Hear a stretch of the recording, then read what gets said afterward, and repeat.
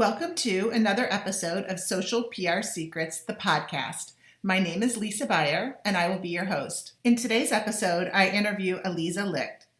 She is best known for her claim to fame when she was with DKNY, the fashion brand, and she launched DKNY PR Girl on Twitter back in the day. When this interview was originally recorded, Aliza was with one of my favorite brands, if not my favorite brand, Alice and Olivia, where she headed the public relations and social media. Today, Aliza runs her own agency, and she also has the podcast called Leave Your Mark, which is named after her book, Leave Your Mark. I highly recommend you read her book, listen to her podcast, and follow her for everything social. Namaste.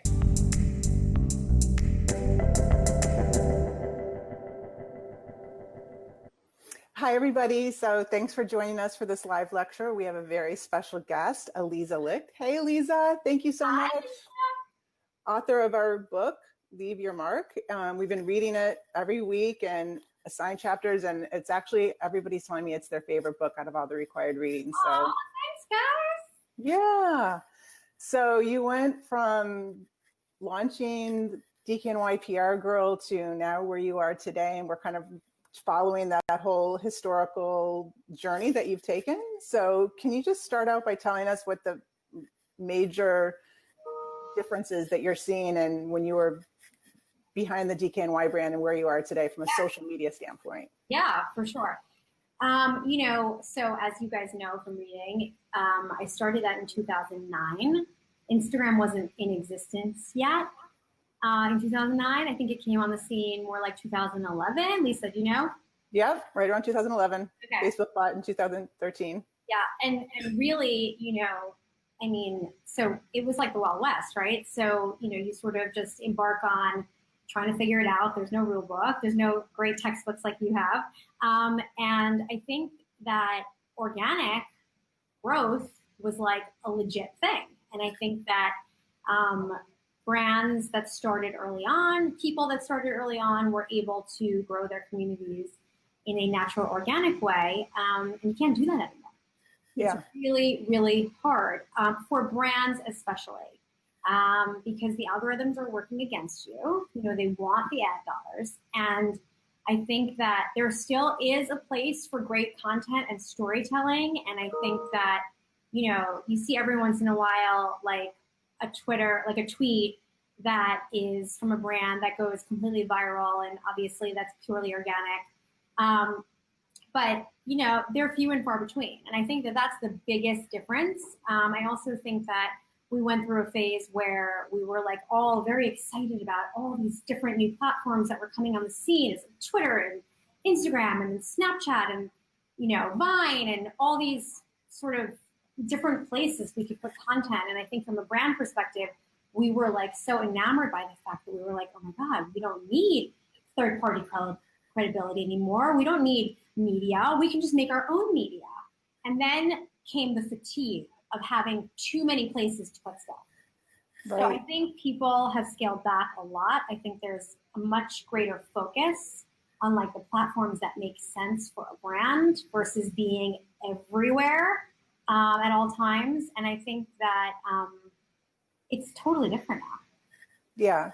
So it used to be that you'd go to a brand website page and at the footer or the header or somewhere, it would be every social media channel that would be listed. And now it's the ones that it's select few. And how do you decide? I think for fashion, it's Instagram for sure. I mean, Facebook, yes, because obviously social commerce on Facebook is much more mature than on Instagram, but Instagram for sure is #1 fashion platform, but I still love Twitter. So bringing up Instagram for Alice and Olivia. So how do you measure Instagram? How do you know when it's working? What are some of the ways that you're measuring? First of all, Alice and Olivia Instagram, similar to DKNY PR Girl actually, is run by Stacey Bendet herself. She's doing all of it. And we do have a social media community manager who does more focuses on stories, but main feed is all Stacey. So we have a tool called Dash Hudson. Have you heard of it? Mm-hmm. So we get amazing analytics from that tool. And what's some of the fun stats that I always love to see is when they show you a specific post, let's say a Kardashian posts something, then understanding how many followers you got from that post is really interesting. And also seeing what kind of, what has great engagement versus what doesn't. Understanding benchmarks across the industry for like frequency of posts. Last week, I went to like an Instagram fashion masterclass for 3 hours. And it was really interesting to hear from Eva Chen about sort of best practices now. And we are actually going to start hopefully employing some of them, because I think, Stacey loves the polished, perfect picture, but in fact, it's the authentic pictures that do best and what people want to see. Similar to Decoy PR back in the day, it was always like, my photography, which wasn't necessarily great. And how only 1% of Instagram followers actually go to your profile. So you know how sometimes people are like obsessed with how their main feed looks and the tiles and the way that it's done or whatever. Doesn't matter. Literally yeah. nothing. Yeah. So that's really interesting. And it's funny because everybody is so obsessed about the aesthetic, the grid, the last 9. Yeah, and Instagram is highly advising not to be. Really? Okay, so that's a great tip. So what other tips do you have that you're looking at your own Instagram feed or your brand's feed? So what are you going to change based on what you're seeing that's happening now, or what you've heard in the class? Hold on. I'm just going to I have my Instagram masterclass class notes. Okay. I want to do some things with you guys. This is not necessarily what we're going to do because Stacey, has her own thoughts as well. But I think it's really interesting just to hear if you guys want to. So comment ranking. So there's feed ranking, obviously, with the algorithm, but comment ranking is super important. So the more that a brand or an individual comments on their comments, the higher, like the more interaction there is that you have with your followers' comments, the higher ranked you are in the comment feed. Which makes sense, yeah, right? Sure. You're having a conversation with the people that are trying to have a conversation with you. Exactly. They have 800 million active users right now. So when you think about brand frequency, like we don't post nearly enough. But if each person follows between 400 and 2,000 accounts, if you post once a week or once a day, it's like literally like dropping a needle in a forest. So the more you post, the more you're gonna grow. Right. Let's see. So one of the things that I love that you wrote in your book, and it's kind of, I'm kind of following along that same vein, is that the editorial calendar. I preach it. Brands should have it. Many brands that I go in and I do consulting for, they don't have it. It's kind of just, what is the feeling right now? So I think that there has to be a balance between that. You can't be so editorialized that you're almost like robotic. Mm-hmm. So how do you approach that from the business brand standpoint when it comes to the editorial calendar and social media? So, for Decoy PR Girl, I didn't have one. Yeah. A personal brand doesn't necessarily have to have it. Like you talk about how you... But it wasn't a personal brand, right? It was a brand. So I really wanted it to be authentic. And I think that, I reacted in real time to things happening in the world or happening in the office or it was award season or whatever. So I think that's still really, really important to be nimble enough and to have the authority to be able to post in real time. Editorial calendars are important because obviously everything we're doing now is positioned to drive e-com sales, right? Yeah. So we do want to know, okay, on Tuesday of next week, we're going to be talking about the 10 best dresses of summer. We want to make sure we have creative assets that go along with that. Now, in my old life, I would have just gone into the closet and snapped a picture. So it depends how polished and you want to appear or how perfect you want to appear as a brand. But I still prefer the more authentic route. And how do you feel about hashtags? I hate them. You hate them? They're important. Yeah. They're important. Hashtags are really important on stories. You can, a lot of people make them super, super, super, super small. underneath your comment so that you don't have to see them, but they're still there. Mm-hmm. It's called ghosting, the hashtag.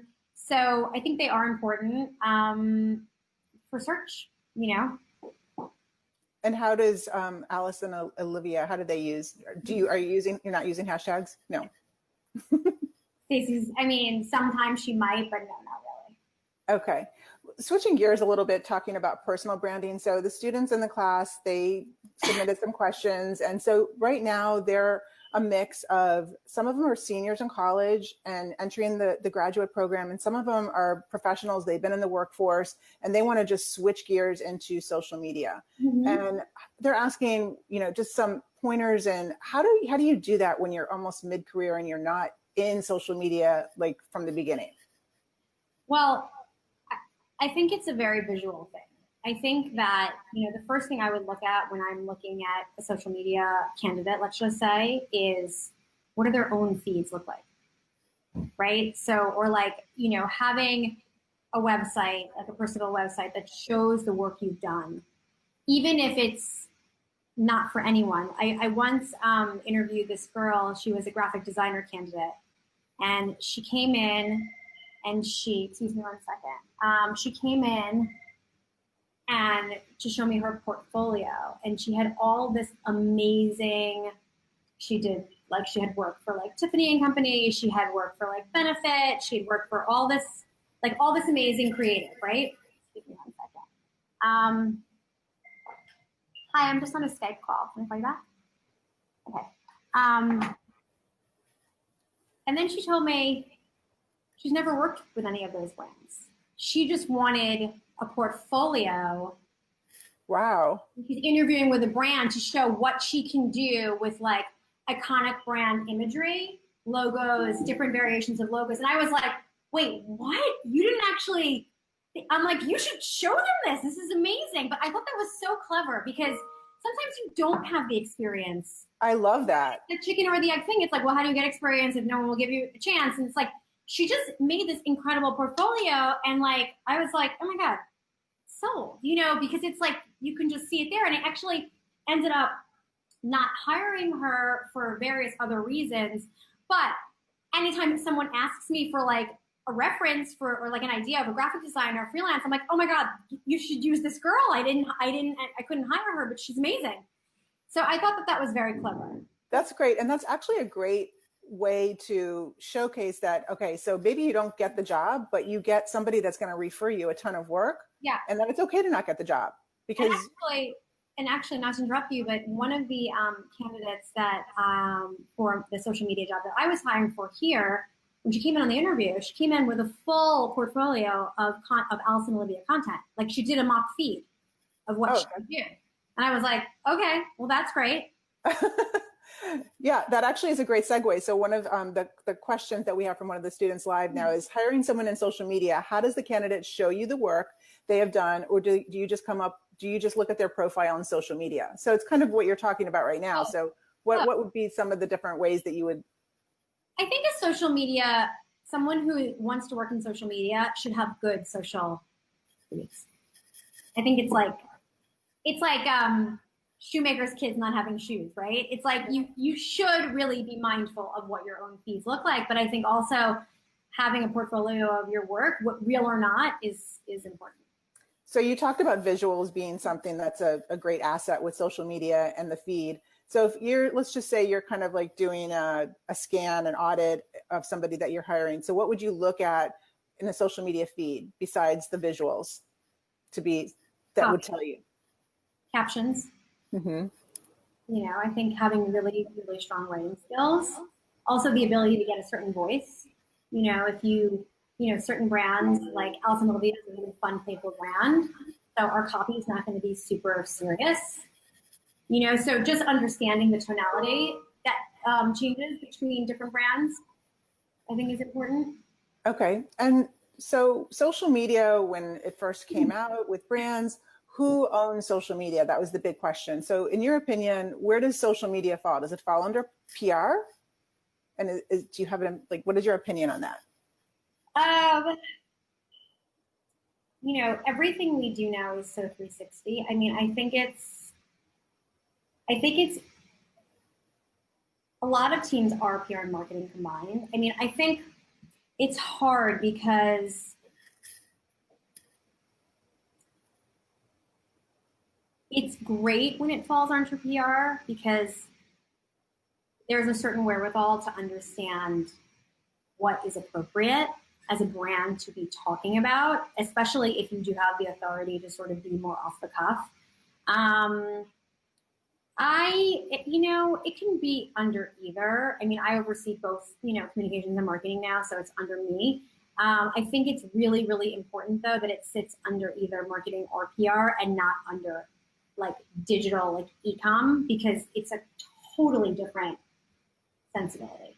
Right. And if the PR department isn't involved in the social media, then it could easily become a PR disaster without them being involved in what's happening. So my social media manager sits with the PR team. Mm-hmm. And there's crossover, not just in obviously, focus of like what we should be talking about at any given moment, but also with influencer marketing. So PR definitely dabbles in influencer marketing, but so does social. So that's where they merge together. Any advice on how to avoid a PR disaster when it comes to social media? And do you have any examples that maybe happened recently or that you want to share? So many.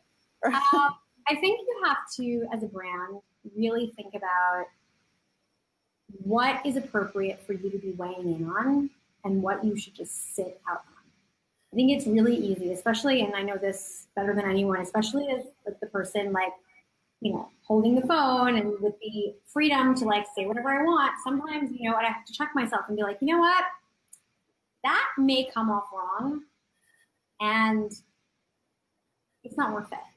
So sometimes when you feel really passionate about something and you're like, I need to talk about this. And then it's just not worth it. So I think, a lot of times, I think there's been a lot of fatigue with brands who weigh in on terrorist attacks, our thoughts and prayers, all of those posts. I think it's like everyone's kind of like, okay, your thoughts and prayers aren't helping anyone. So like, why bother saying it? Like stick to your lane, right? So where do you draw the line when it comes to that? I would say don't post during any sort of world crisis.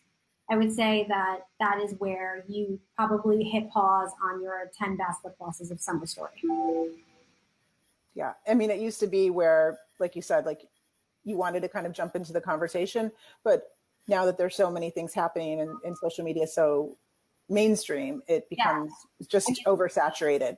I had a crazy example with Osama bin Laden's death because when I was doing Deep My PR Girl, I had a second monitor for just Twitter. So I was like, my finger was on the pulse all day long, every day. And I happened to be watching, I forget what day of the week it was. Maybe I was watching the news. I was watching something and I heard about someone said it like on Fox or somewhere, okay, that he was killed. So I quickly Googled it and I saw various news sites had said that he was killed, but it wasn't that many. So at the time with Deep My PR Girl, I did speak about a lot of different things and I did weigh in on a lot of different things. It was a very different time then. So I tweeted very matter-of-factly, Osama bin Laden is dead. And I became a news source on Twitter because Twitter didn't know that yet. So all of a sudden it was like Deep My PR Girl was reporting Osama bin Laden's death, which by the way, looking back on it now, is pretty off brand, right? Like not something that a brand should be talking about. But at the same time, the authenticity of being in the moment versus, and I remember it was obviously a long time ago, but I remember right when that happened, InStyle had posted the 10 best lip glosses of summer that you need now, and it felt very off key. It just felt like, you know what? You need to know what, you can't have your head under a rock if you're running social. So now fast forward to today. So what recommendations do you have for policies and social media for brands? I think that brands right now are being held accountable on social issues. I think that it's a slippery slope. It's really tricky because as a fashion brand or any brand really, you you love anyone who has a credit card, right? So you want customers from the right, from the left, from the red, from the blue. And I think that, designers are very passionate about different social causes, and I think that's great. But sometimes I think it is better to not weigh in on certain things, especially if you have distribution in places where they're not going to agree with you. So you just have to know if you're going to sort of go there, it might be at the loss of business. And do you have any advice on a starting point of creating a policy as far as, do you start with a one pager? Do you have it be super detailed as far as? I think that, you could have a don't talk about list, right? Or, words that you're not supposed to use. Like, if you have fur in your line, talking about fur online is probably not a good thing to do because people will come after you. I think that, there was an incident last week. Did you guys hear about Coach, the brand Coach did an event, actually. Yeah, it was the other day. And they, by mistake, one of their celebrity guests had transitioned, and I think they referred to the person as a he instead of a she, and it was just like one of those things where just like a mistake, right? And it was a disaster. Yeah. And it is really hard once those things get traction. It's really, really hard to undo. I've had several social media crisis situations when I was at DKNY. I had one here too, actually. But at DKNY, I was on the front lines of it, right? So it was like, I was the one who was responding to everything. And it was very personal because people know that you're a person. So they're attacking you. Like, how could you do that? And it's like, I didn't do it. The brand did it, but it's like, I was responsible. So that was really, really difficult to withstand. Do you feel like the media should be getting a little bit more tolerant of these social media, like legit mistakes, and the way that, they could basically like ruin your search results, ruin your positive headlines, ruin everything that you've worked for, because then this didn't exist 10 years ago, 5 years ago. I don't think it's the media's fault. I think it's the population who bubbles it up enough that the media takes notice. Yeah. So it's like on Twitter especially, it's like half the time it's like random trolls just making it so much worse to the point that then it becomes a news story. Exactly. So, and I think, it's the media's job to report on that stuff. So unfortunately, every brand goes through it multiple times, I'm sure. You just have to know how to deal with it. And one of the ways that we dealt with it at DKNY, which was really effective, is to have a crisis management committee. So committee consisted of myself, our president at the time, the head of human resources, the general counsel. So we were all coming at a situation from a different perspective, and we were all like, we knew we were like bat phone. So like, if I, on the front lines of social, was like, oh my God, we have a problem, those 5 people knew that no matter what they were doing, they were mine, so that we could all make a decision together quickly as to what needed to happen next. Okay, well, that's good advice. So we have one more question, and then I want to be mindful for time. So she's asking, in Aliza's book, she mentions her husband felt like she was married to Twitter. Yes. I feel like my husband feels that way with me in Facebook. I even dream about Facebook pages and groups. How are you able to balance your family life? Okay, so we don't allow any phones at the dinner table at all. Not for the kids, not for the adults. So what I try to do is when I come home from work, so this is sort of the rule. The kids are still doing homework, then I can bring my homework to the table. My homework is my laptop, right? So either on email or on social or whatever. The kids are done with homework, everything gets put away. So, and then I can turn it back on after I put them to bed. So that's sort of how we do it. Let me tell you something. My puppy gets mad when I'm on my phone. So it's not just my kids. He will bark. And then I tested it a couple of times and I'm like, I wonder if I put down my phone and he'll stop barking. He stops barking. He hands me a toy to play with him. So it's not just the kids. That's hilarious. Well, that's great. And it's also a great segue. So we're going to hop off this Facebook Live, and at 5:30, we're going to be talking about digital detox secrets and digital life balance. Yes. But Aliza, before we sign off here, do you have any last words of wisdom for the social media students here at University of Florida? Yeah, I would say that you need to think bigger than social. I would add to that, be an expert in social and be an expert in digital marketing. Because I think a job in social can only take you so far. And then the next sort of level after that is really going to be much bigger in paid, in digital marketing, as it relates to e-com sales. And I feel like that is where every brand is like hiring now and struggling with, because direct to consumer business is so important to every brand. So I would say content creation is super important, and having those skills is amazing, but take it, extrapolate it out a little bit so that it's broader than just social. Okay, great. Thank you so much, Thanks, Aliza. guys. We love your book. Thank you. And if you want to join us on Digital Detox Secrets Facebook page, you have it. We'll meet you over there, and Aliza's going to be sharing her advice on. I need to go over there. Yeah, I'm going to send you the link again. Bye, everybody. I have it. Okay.